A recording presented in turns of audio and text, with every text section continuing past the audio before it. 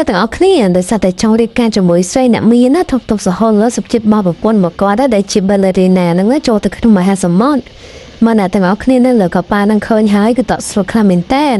បន្ទាប់មកគាត់ទៅបាយជាមកផ្អែមល្ហែងជាមួយនឹងអ្នកនាងព្រឹបបាត់ទៅនេះទៅវិញនេះពីអ្នកនេះខុសខំមែនតែន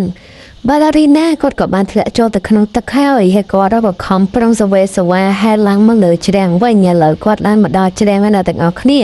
ប៉ុន្តែគាត់គឺពិបាកចិត្តខ្លាំងមែនតែនមិននឹកស្មានថាប្តីហ៊ានធ្វើបែបនេះដាក់គាត់មិនយកប៉ុន្មានណាធំធំសហលក៏សុំអ្នកនាងព្រឹបបាត់ទៅនេះរៀបការឲ្យមើលព្រះអំជាគេក៏មានដាំពេជ្រដែរឡាប៉ុណ្ណាណៃ ballerina ក៏ត្រូវគេយកទៅសង្គ្រោះហើយ